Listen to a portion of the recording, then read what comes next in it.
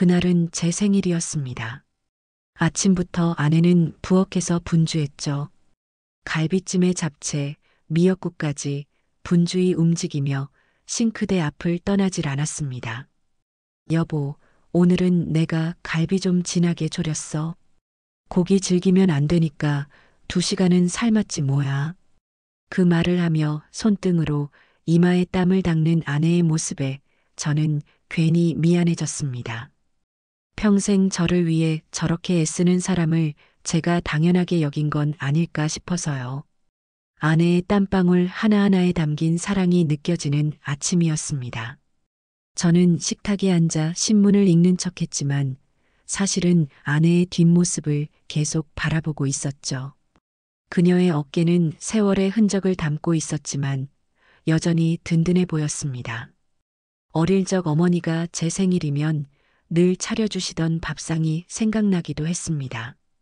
따뜻하고 푸짐했던 그 밥상처럼 아내의 밥상 역시 제게는 늘 그런 의미였습니다. 식탁 위엔 음식이 하나둘 차려졌습니다. 코끝을 스치는 고소한 미역국 냄새와 달콤 짭짤한 갈비찜 냄새가 침샘을 자극했어요.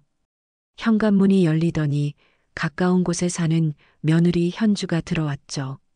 아버님 생신 축하드려요. 인사는 늘 그랬듯 밝았습니다. 아내는 반갑게 웃으며 현주를 맞았습니다. 현주야, 갈비는 부드럽게 잘 익었어. 국물도 자작하게 뒀으니까 따뜻할 때 먹자.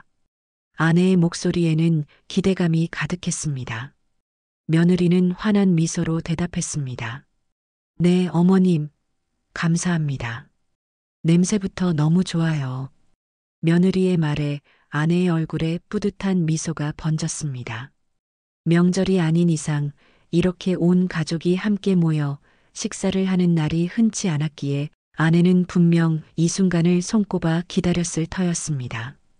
모처럼 북적이는 집안 분위기가 저 역시 나쁘지 않았습니다. 아들 내외와 함께 밥을 먹는 상상을 하니 저절로 입가에 미소가 지어졌습니다.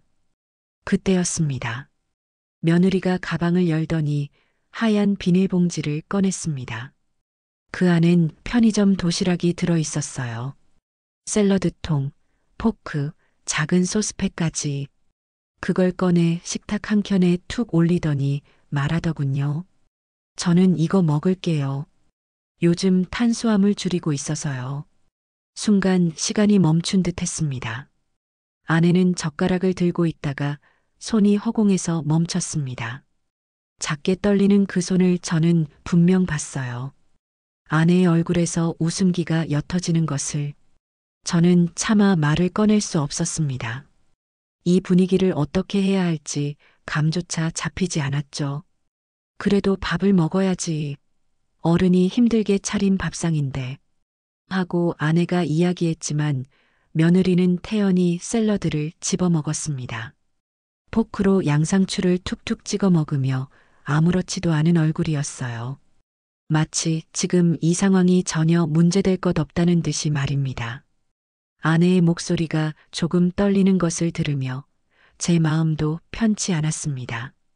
같이 앉아있던 아들은 그 광경을 보고도 그저 입술을 꾹 다문 채 아무 말하지 않았습니다. 고개를 숙이고 있었죠.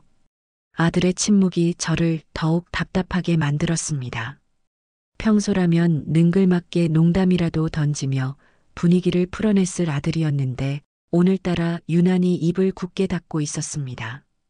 저는 아들의 옆모습을 바라보았습니다.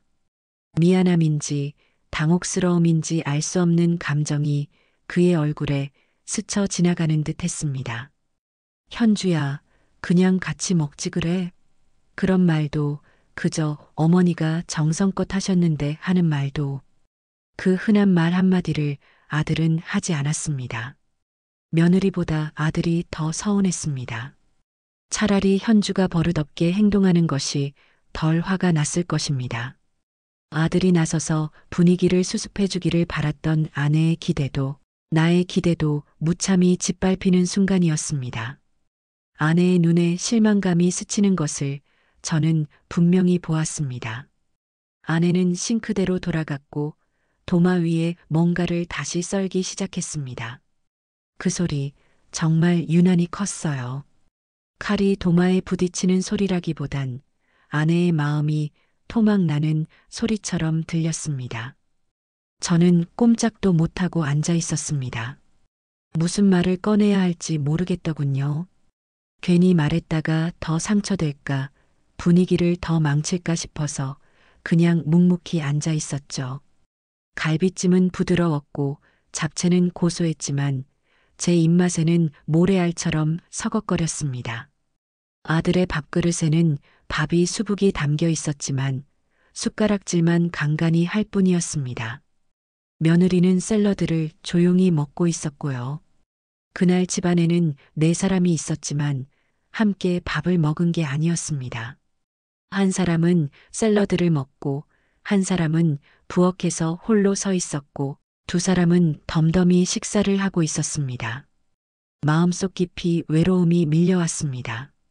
생일날 가족과 함께하는 따뜻한 식사를 기대했던 제 마음이 산산조각 나는 듯 했습니다.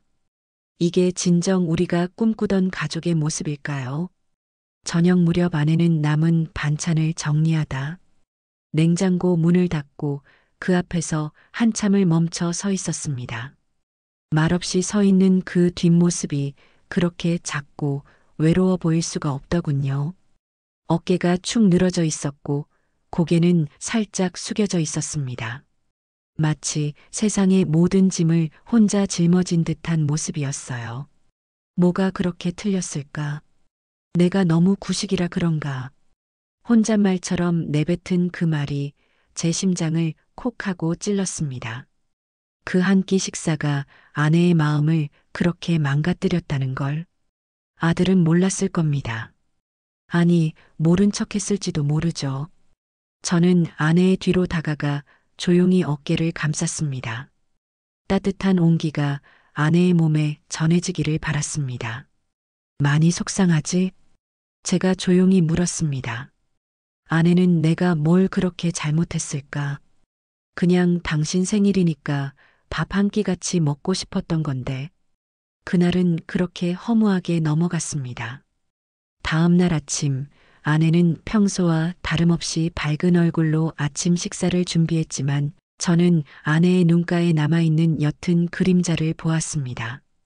그림자는 제 마음에도 내려앉아 한동안 떠나지 않았죠. 사실 처음부터 며느리가 이렇게 무례한 아이는 아니었습니다.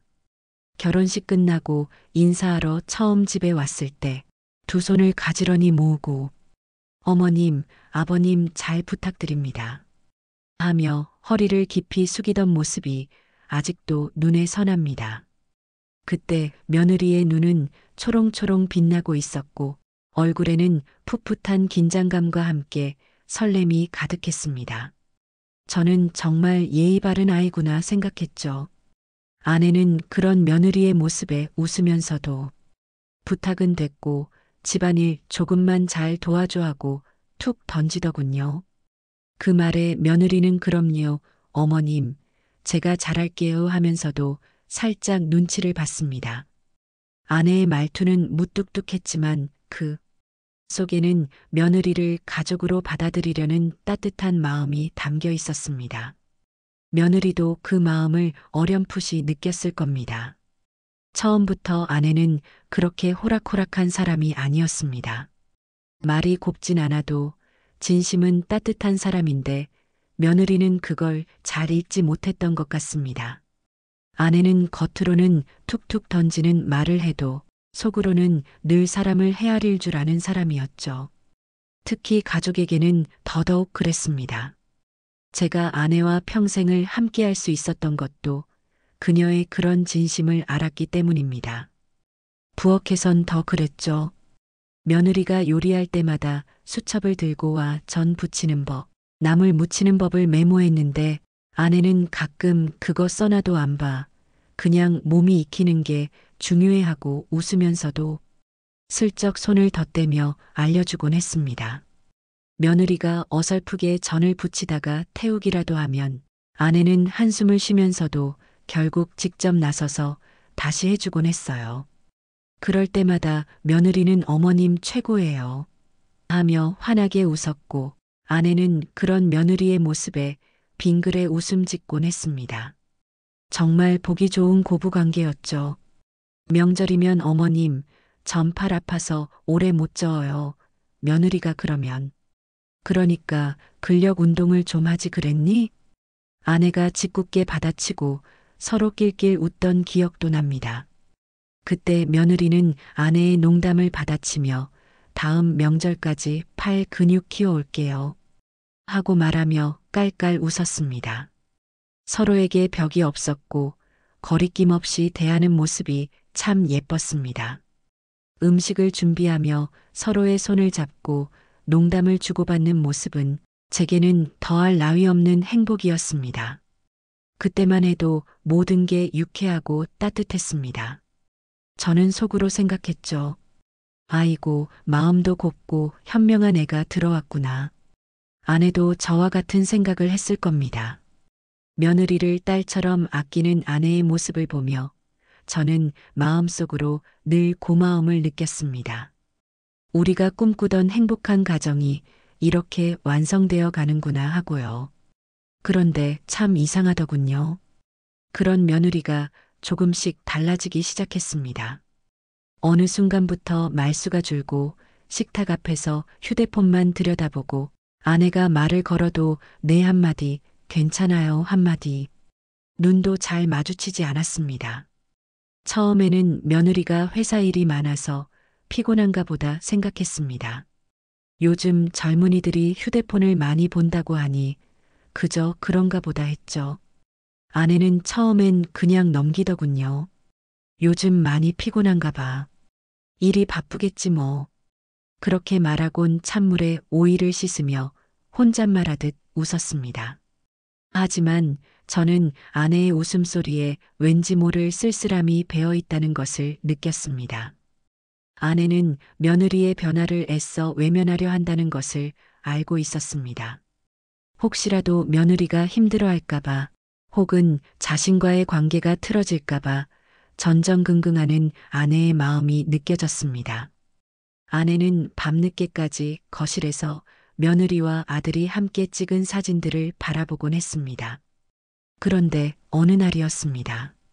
아내가 정성 들여 끓인 된장찌개를 식탁 위에 올려놨습니다.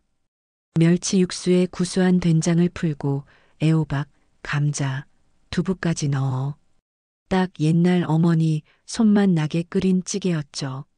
온 집안의 구수한 냄새가 진동했습니다. 식탁에 앉은 며느리가 냄새를 맡더니 인상을 살짝 찌푸렸습니다. 저는 그 모습을 보고 직감적으로 또 뭔가 시작되겠구나 하는 불길한 예감이 들었습니다. 며느리는 말없이 냉장고 문을 열어 투명한 샐러드 도시락을 꺼냈습니다. 전자레인지에 돌린 후 자리로 돌아와 말하더군요. 저는 이거 먹을게요. 요즘 다이어트 중이거든요. 조용히 국자를 내려놓은 아내가 입을 열었습니다. 네가 살 빼는 거야 좋은데 그래도 이건 내가 힘들게 끓인 거야. 국물 맛 한 번도 안 보고 그냥 도시락 먹겠다는 거냐? 아내의 목소리에는 서운함이 묻어났지만 아직은 평온했습니다.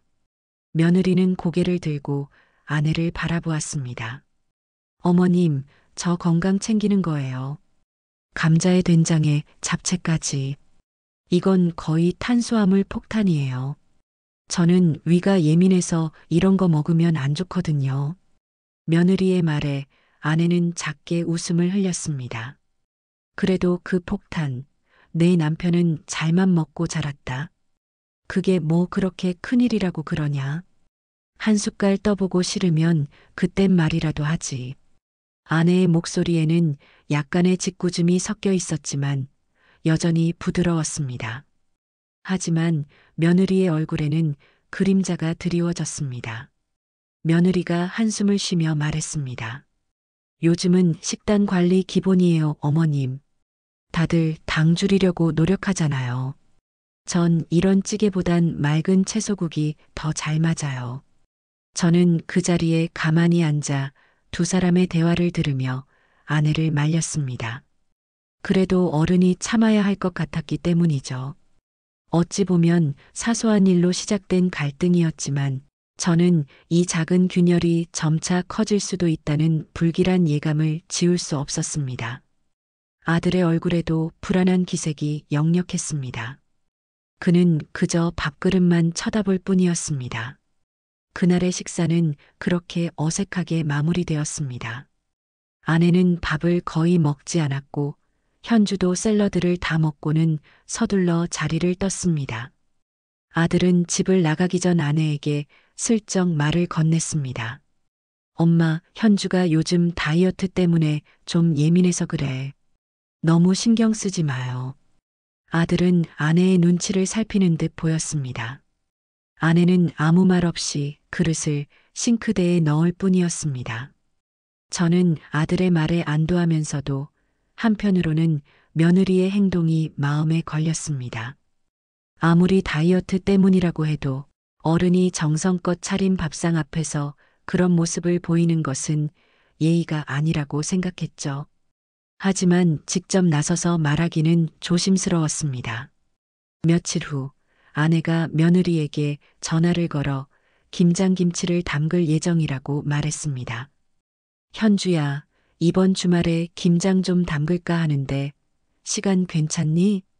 내가 좋아하는 배추김치도 넉넉하게 담그려고. 아내는 며느리가 김치를 좋아한다는 것을 알고 있었습니다. 며느리는 잠시 머뭇거리더니 대답했습니다. 어머님, 제가 주말에 선약이 있어서요. 다음 주에는 괜찮을 것 같아요. 아내는 그래. 알겠다. 그럼 나 혼자 담가야지 뭐하고는 전화를 끊었습니다. 아내의 목소리에는 분명 아쉬움이 묻어 있었습니다. 저는 아내에게 물었습니다. 현주가 많이 바쁜가 보네. 다음 주에 온다니 다행이네. 아내는 작게 한숨을 쉬었습니다. 글쎄, 바쁜 건지 바쁘다고 하는 건지. 요즘 애들은 뭐가 그렇게 바쁜지 모르겠어.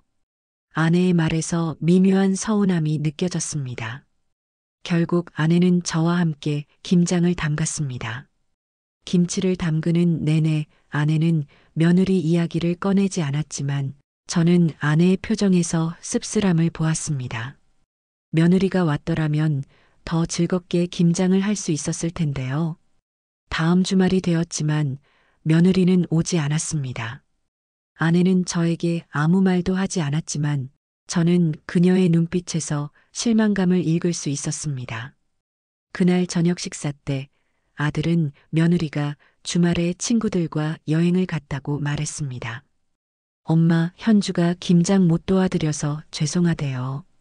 친구들이랑 갑자기 잡힌 여행이라 어쩔 수 없었대요. 아내는 고개를 끄덕일 뿐 아무 말도 하지 않았습니다. 하지만 아들의 말이 끝나자마자 아내가 숟가락을 놓는 것을 보았습니다. 그날 이후 아내는 며느리에게 먼저 연락하는 일이 드물어졌습니다. 며느리도 먼저 연락하는 일이 줄었고요. 두 사람 사이에 보이지 않는 벽이 생긴 듯 했습니다. 어느 날 아들이 퇴근하고 와서 며느리와 있었던 일을 이야기해 주었습니다. 며느리가 회사에서 승진에 탈락해 많이 힘들어한다는 이야기였습니다. 현주가 요즘 일이 잘 안 풀려서 스트레스가 심한가 봐요. 그래서 집에 와도 말이 없고 엄마한테도 좀 서운하게 대한 것 같아요. 아들은 며느리를 감싸려는 듯 말했습니다. 저는 그 말을 듣고 며느리가 요즘 예민했던 이유를 어렴풋이 짐작할 수 있었습니다. 아내는 그 이야기를 듣고도 별다른 말이 없었습니다. 그저 묵묵히 저녁 식사를 준비할 뿐이었죠. 저는 아내에게 조심스럽게 며느리 이야기를 꺼냈습니다. 여보, 현주가 요즘 많이 힘든가 봐. 회사 일도 잘 안 풀리고 해서. 아내는 칼질을 멈추고 저를 바라보았습니다. 아내의 눈에는 알 수 없는 감정이 스쳐 지나갔습니다. 힘들면 힘들다고 말을 해야지. 아내의 목소리에는 며느리를 이해하려는 마음과 동시에 답답함이 섞여 있었습니다. 저는 아내의 마음을 조금은 이해할 수 있었습니다. 아내는 표현이 서툴 뿐 늘 며느리를 걱정하고 있었으니까요. 아내는 이내 다시 칼질을 시작했습니다. 도마 위에서 탁탁탁 하는 소리가 규칙적으로 울렸습니다. 며칠 후 아내는 며느리에게 직접 전화를 걸었습니다.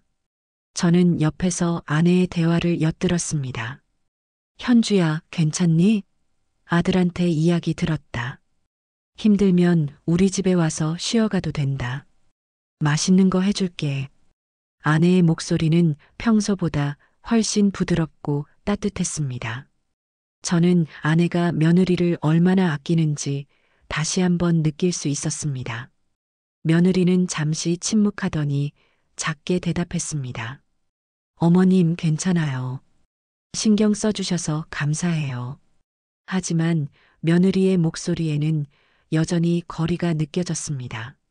아내는 몇 마디 더 말을 건넸지만 며느리는 짧게 대답할 뿐이었습니다.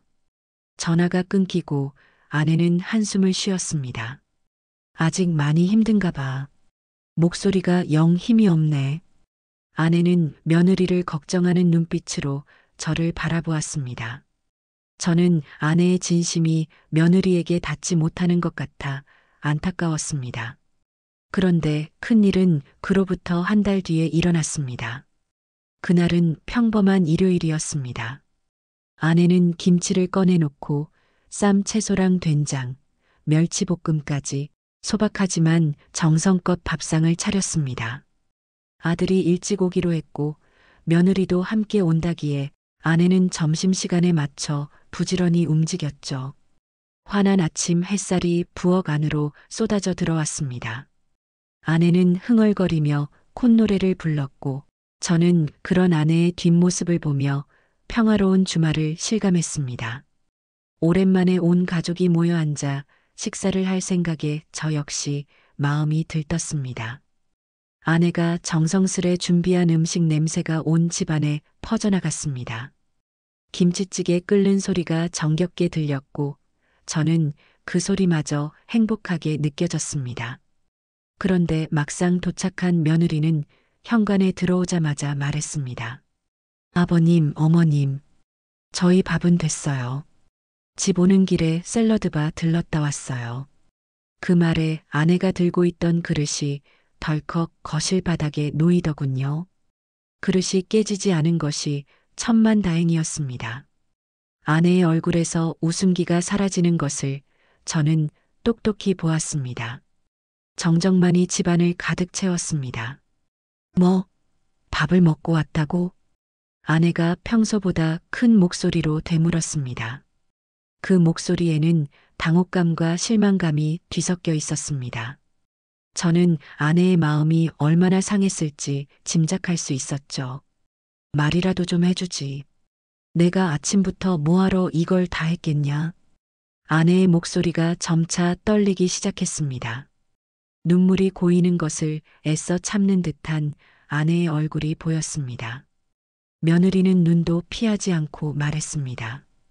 어머님, 그렇게까지 열심히 안 하셔도 돼요. 요즘 저희는 밀가루, 당, 기름진 거 거의 안 먹어요. 건강 생각해서요. 며느리의 말투는 아무렇지도 않았습니다. 오히려 친절하게 설명하는 듯한 투였습니다. 하지만 그 말은 아내의 마음에 비수가 되어 꽂혔을 겁니다. 며느리의 말에 저조차도 불편함을 느꼈습니다. 아내의 진심을 너무 쉽게 깎아내리는 듯한 느낌이 들었거든요. 그 말에 아내가 눈을 질끈 감더니 숨을 한번 크게 들이켰습니다. 잠시 동안 아내의 어깨가 들썩이는 것을 저는 보았습니다. 그리고는 애써 감정을 추스르려는 듯한 목소리로 말했습니다. 그럼 다음부턴 그냥 안 온다고 해라. 애매하게 와서 밥상 앞에 앉아서는 안 먹는다. 샐러드 먹는다. 사람 마음 허전하게 만들지 말고. 아내의 목소리는 낮았지만 그 안에 담긴 서운함과 분노는 감출 수 없었습니다. 저는 아내의 눈에 눈물이 고이는 것을 보았습니다. 그 순간 며느리가 국그릇을 보더니 웃으면서 한마디 하더군요. 어머님, 혹시 이거 다시마 육수예요? 아내가 고개를 끄덕이자 며느리는 고개를 가로저으며 말했습니다. 요즘은 다시마도 가공된 게 많아서요. 갑상선에 안 좋거든요. 어머님은 몰랐죠? 저는 요즘 다시마는 안 써요. 그 말에 아내의 젓가락이 다시 멈췄습니다. 아내의 얼굴은 점차 창백해져 갔습니다. 며느리의 말은 아내의 정성을 조롱하는 듯 느껴졌습니다. 아내는 잠시 동안 아무 말도 하지 못했습니다. 그리고 한참 후에 힘없이 말했습니다. 그래, 너 말대로 나는 아무것도 몰라. 다시마, 된장 내가 평생 먹고 살아온 게 다 몸에 안 좋다는 거구나. 아내의 목소리에는 깊은 자조감이 묻어 있었습니다. 그녀의 어깨가 축 늘어졌고 마치 세상의 모든 지식을 부정당한 듯한 표정이었습니다. 저는 아내의 그 모습에 가슴이 미어졌습니다. 평생 가족을 위해 헌신했던 아내가 이런 말을 듣는다는 것이 너무나 서글펐습니다. 그러자 며느리가 짜증 섞인 말투로 말했습니다. 그러니까 제가 매번 말씀드리잖아요. 이제 시대가 바뀌었고 저희는 저희식으로 살겠다고요. 어머님 세대 방식으로 자꾸 뭘 하시니까 저도 부담돼요. 며느리의 말은 선을 넘고 있었습니다. 아내의 존재 자체를 부정하는 듯한 말투였습니다. 그 말에 아내는 조용히 등을 돌렸습니다. 식탁 위에는 김치, 쌈채소, 된장, 그리고 국그릇만 덩그러니 남았습니다. 아내의 뒷모습은 너무나 작고 외로워 보였습니다. 저는 아내의 떨리는 어깨를 보며 분노가 치밀어 올랐습니다. 그리고 그 순간 아들이 말했습니다. 엄마, 너무 예민하게 반응하지 마요. 현주가 말한 거 기분 나쁠 수 있는 거 알아요. 근데 솔직히 요즘 방식이랑 너무 안 맞잖아요. 좀 간섭처럼 느껴질 수도 있죠. 그 말은 제 가슴을 그대로 후벼 팠습니다. 제 아들이라고는 믿을 수 없는 말이었습니다. 아내의 편이 되어주기는커녕 오히려 며느리의 편을 드는 아들의 모습에 저는 할 말을 잃었습니다. 아내가 그 말을 듣고 얼마나 큰 상처를 받았을지 생각하니 제 속이 다 뒤집어지는 것 같았습니다. 결국 제가 참지 못하고 말했습니다. 그래, 이게 간섭이야? 너희 먹으라고 김치 담그고 갈비 삶고 밥 차린 게 간섭이라고? 제 목소리에는 분노가 가득했습니다. 아들은 고개를 푹 숙인 채 대답하지 않았습니다. 겁을 먹은 듯이 보였습니다. 아니면 제 말에 반박할 여지조차 없다고 생각한 것일까요? 그때 며느리가 한마디를 더 얹었습니다. 아버님, 어머님이 조금만 덜 집착하시면 우리가 훨씬 편해질 거예요. 요즘 누가 그렇게 음식에 정 붙이고 살아요? 그냥 편하게 사세요. 부탁 좀 드릴게요. 그 말이었습니다. 그 말이 제 인내심을 완전히 무너뜨렸습니다. 저를 향한 며느리의 비아냥거림과 저희 부부의 삶의 방식을 비난하는 듯한 태도는 더 이상 참을 수 없었습니다. 집착이라니, 우리가 평생 지켜온 가족의 가치를 그렇게 쉽게 폄하하다니. 저는 자리에서 벌떡 일어났고 그 순간 제 손이 올라갔습니다. 이성적인 판단이 흐려지는 것을 느꼈습니다. 며느리의 뺨을 탁 치고 말았습니다. 제 손바닥이 화끈거렸습니다. 분노와 함께 밀려오는 후회와 당혹감. 하지만 이미 늦었습니다.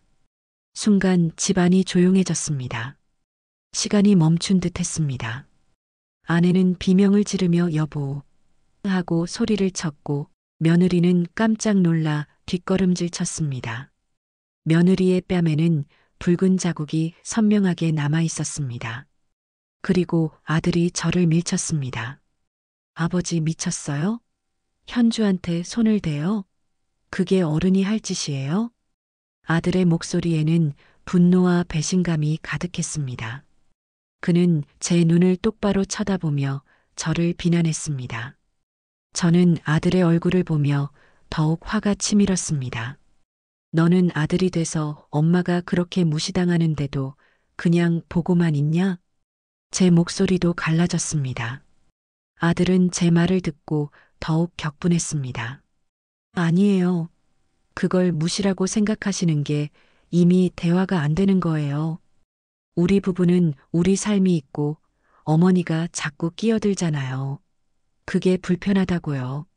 아들의 얼굴은 벌개져 있었고 저 역시 머리끝까지 화가 올라온 상태였습니다. 그날 아들은 말했습니다. 저희 이제 안 올게요. 이 집에선 우리 숨도 못 쉬겠어요. 당장 나가자. 아들은 며느리의 손을 잡고 제 눈을 쏘아보며 현관문을 열고 나갔습니다. 쾅! 현관문이 닫히는 소리가 온 집안을 흔들었습니다. 집안엔 아내의 울음소리만 남았습니다. 저는 아내의 옆에 주저앉아 그녀를 품에 안았습니다. 아내의 작은 어깨가 제 품에서 한없이 떨렸습니다.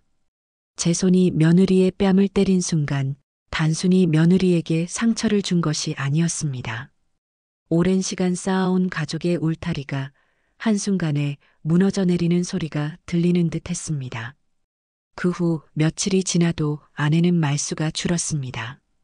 평소 즐겨보던 TV 프로그램도 시청하지 않았고 이웃과의 인사도 대충 넘어갔습니다. 냉장고 문을 열어봐도 예전처럼 가득 채워놓지 않았습니다. 뭐하러 많이 만들어놔. 어차피 안 오는데. 하며 혼잣말을 중얼거렸습니다. 저는 아내의 그런 모습을 보며 더욱 마음이 아팠습니다. 평생 가족을 위해 살아온 사람이 그 의미를 잃어버린 듯 했습니다. 밤에 잠들기 전 아내가 한숨을 쉬는 소리가 들렸습니다. 내가 뭘 그렇게 잘못했나? 하며 중얼거리는 목소리가 제 가슴을 찔렀습니다. 저는 아내의 손을 잡고 말했습니다. 당신은 잘못한 게 없어. 내가 화를 냈어야지 당신이 그런 말 들을 이유는 없었다고. 하지만 아내는 고개를 가로저었습니다. 아니야. 정말 내가 너무 끼어들었나 봐. 시대가 바뀌었는데 나만 옛날 생각하고 있었나 봐. 아내의 자책하는 모습을 보며 저는 더욱 분노했습니다. 며느리와 아들의 말이 얼마나 아내를 상처 입혔는지 실감했습니다. 일주일이 지나자 아들이 혼자 조심스럽게 집에 왔습니다. 아무 말 없이 현관에 들어와 저랑 마주 앉았습니다. 아버지, 죄송해요. 그날은 너무 흥분해서. 그 말에 저는 고개만 끄덕였습니다. 현주는 아직 좀 마음이 정리가 안 됐어요. 아버지께서 뺨을 때리신 것도 엄마도 좀 심하셨고요. 그 순간 부엌에서 물소리가 멈췄습니다. 아내가 분명히 듣고 있었던 겁니다. 저는 그 말을 듣고 도저히 참을 수 없어 말했습니다. 그래, 며느리는 상처받았겠지. 근데 너는 내 엄마가 어떤 마음으로 음식을 만들었는지 아니? 하나라도 맛난 거 먹이려고 했는데 그걸 간섭이라고 그런 엄마 앞에서 도시락 싸와서 먹고 탄수화물이니 하는 것은? 아들은 말없이 고개를 떨궜습니다. 아버지, 저도 어려워요. 현주는 현주 나름대로의 생각이 있고 엄마는 엄마 나름대로의 방식이 있고 그럼 내 아내 편만 들 거냐? 내 엄마는 뭐가 되는 거냐? 제 목소리가 점점 커졌습니다. 그게 아니에요. 근데 현주도 남의 집 며느리로 살면서 스트레스? 내 엄마는 스트레스 안 받냐? 평생 너 키우고 너 결혼시키고 이제 와서 간섭한다고 뒤통수 맞는 게 스트레스 아니냐? 아들의 얼굴이 붉어졌습니다. 그날 밤 저는 조용히 불을 껐습니다. 아내는 옆에서 등을 돌린 채 누워 있었고 숨소리가 너무 작아 숨을 쉬고 있는 건지 아니면 울고 있는 건지 구분조차 되지 않았습니다. 화가 나도 참고 서운해도 참고 그게 가족이라는 이름 아래 우리가 배운 방식이었습니다. 어릴 적부터 부모님은 늘 참는 것이 미덕이라고 가르치셨습니다. 사소한 다툼에도 목소리를 높이지 않았고 속으로 사귀는 것이 미덕이라 여겼습니다. 아내 역시 그런 저와 닮은 사람이었죠. 우리는 서로의 불만을 직접적으로 표출하는 대신 마음속에 조용히 쌓아두는데 익숙했습니다. 그것이 평화를 유지하는 방법이라고 믿었으니까요. 하지만 그날은 아니었습니다. 잠을 이룰 수 없었습니다. 천장을 멍하니 바라보며 지난 삶을 되짚어 보았습니다. 언제부터 우리는 자식들에게 이렇게 기대게 되었을까요? 언제부터 우리의 삶이 자식들의 행복에 종속되어 버린 것일까요? 그 밤은 저에게 깊은 성찰의 시간이었습니다. 더 이상 참는 것만이 능사가 아님을 깨달은 밤이었죠. 그 다음 날 저는 움직였습니다. 말도 없이 조용히 통장 정리부터 시작했습니다. 적금, 보험, 예금 전부 해약하고 은행을 돌며 서류를 모았습니다. 낯선 은행 창구에서 복잡한 서류들을 작성하며 저는 새로운 삶의 계획을 머릿속에 그렸습니다. 손끝이 떨렸지만 마음속에는 단단한 결심이 자리 잡았습니다. 담당 은행원들은 이 나이에 큰 돈을 해약하는 저를 의아하게 바라봤지만 저는 묵묵히 제 일을 해나갔습니다. 어떤 말도 하지 않았습니다. 그리고 동사무소에 갔습니다. 담당 공무원이 저를 의아하게 바라보며 말했습니다. 어르신, 노인복지센터 설립이요? 이 연세에 괜찮으시겠어요? 저는 웃으며 말했습니다. 늦은 건 알지만 지금이 아니면 앞으론 아예 못할 것 같아서요. 저 같은 사람들, 이제 갈 곳이 있어야죠. 제 말은 진심이었습니다. 이 나이가 되니 갈 곳이 없다는 것이 얼마나 쓸쓸한 일인지 깨달았습니다. 우리의 삶을 스스로 만들어 나가고 싶었습니다. 우리 스스로 행복을 찾아 나서는 것, 그것이 가장 중요한 일이라고 생각했습니다. 어쩌면 이것이 우리 부부에게 남은 마지막 도전이 될지도 모르겠다고요. 새로운 시작에 대한 두려움이 없었던 것은 아닙니다. 하지만 그보다 더 큰 것은 다시 일어설 수 있다는 희망이었습니다. 아내에겐 당장 말하지 않았습니다.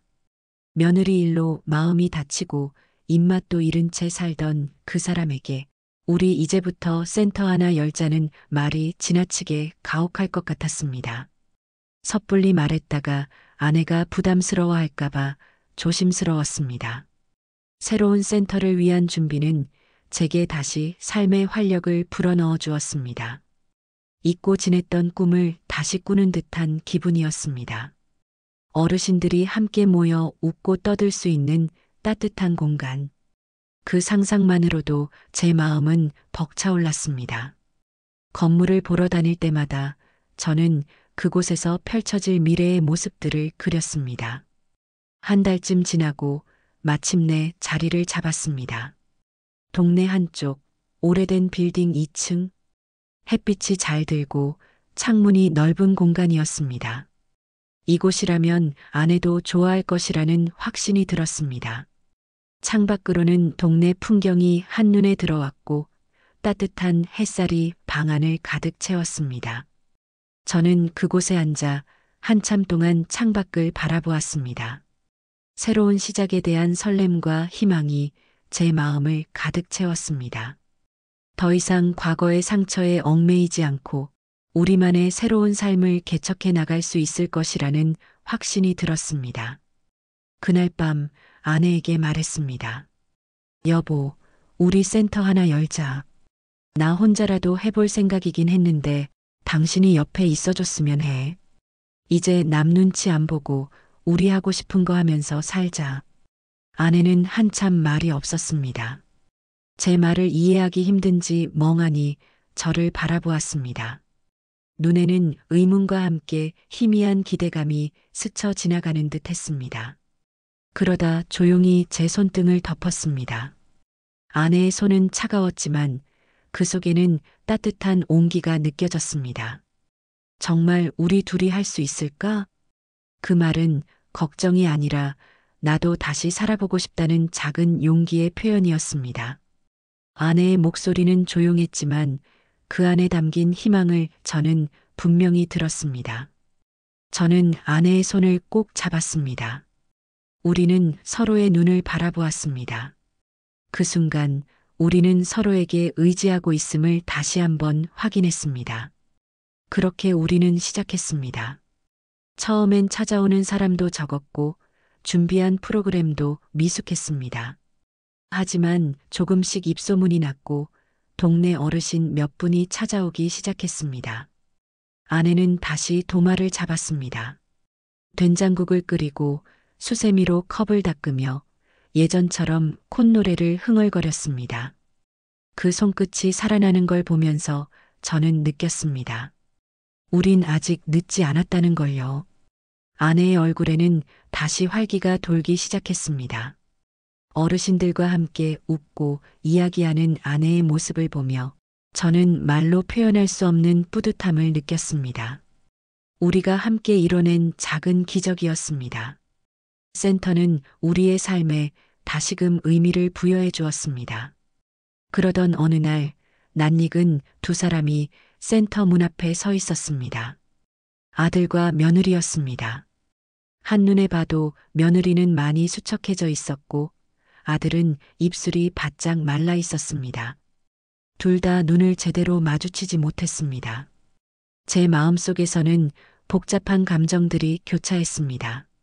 반가움보다는 아직 남아있는 서운함과 분노가 더 컸습니다. 하지만 한참을 망설인 끝에 아들이 먼저 말했습니다. 아버지, 어머니, 저희가 너무 철이 없었습니다. 정말 죄송합니다. 그 목소리는 이전과는 달랐습니다. 어딘가 기운이 빠져 있었고 후회의 빛이 묻어 있었습니다.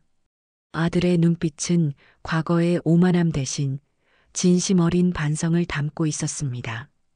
저는 아들의 변화를 느끼며 잠시 흔들렸습니다. 아내는 바로 대답하지 않았습니다.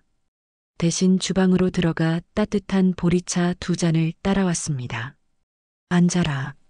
차라도 마셔라. 그 조용한 말 한마디에 공기의 결이 바뀌었습니다.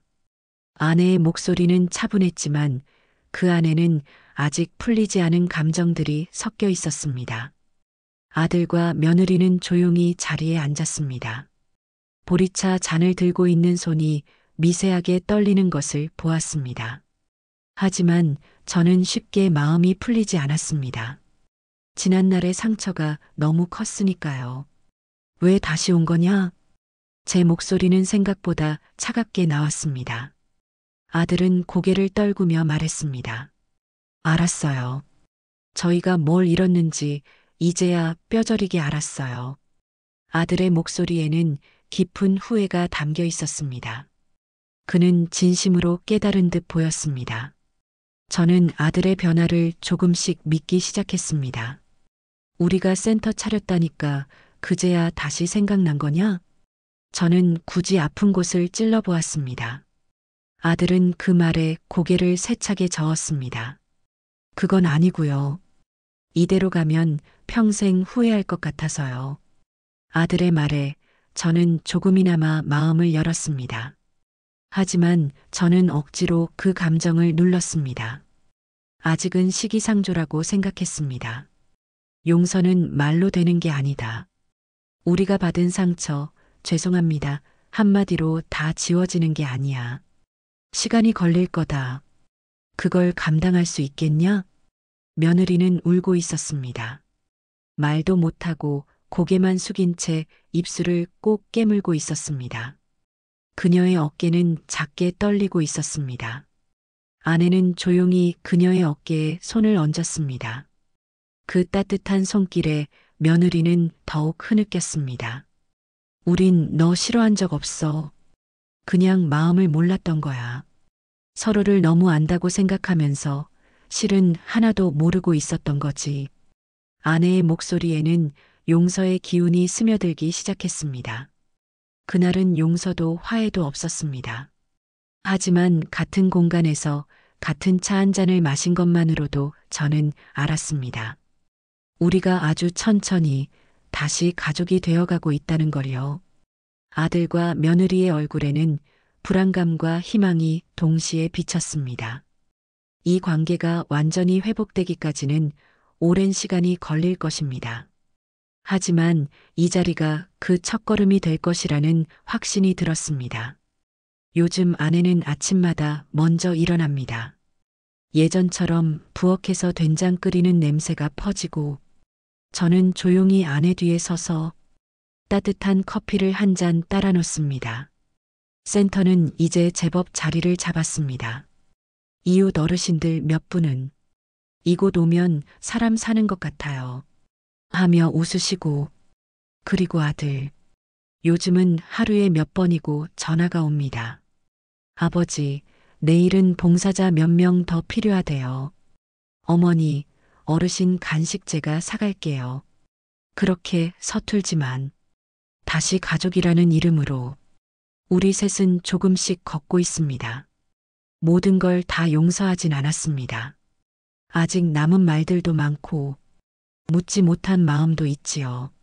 하지만 같은 자리에서 밥을 먹고 차를 나누며 서로의 눈을 바라볼 수 있게 된 것만으로도 저는 지금 이 시간이 기적처럼 느껴집니다. 살다 보면 참을 때가 많고 말하지 못할 때도 많습니다. 하지만 그 모든 것을 묻은 채로 끝까지 끌고 가면 결국 서로가 무너집니다. 가끔은 참지 말고 말해야 할 때가 있고 놓지 말고 잡아야 할 사람이 있습니다. 여러분은 지금 어떤 자리에 앉아 계신가요? 지금 옆에 있는 그 사람이 가족입니까? 남입니까? 제 이야기는 여기까지입니다. 여러분이 저라면 어떤 선택을 하셨을까요? 여러분의 생각을 댓글로 남겨주세요. 구독과 좋아요, 그리고 알림 설정까지 부탁드립니다. 끝까지 함께 해주셔서 감사합니다.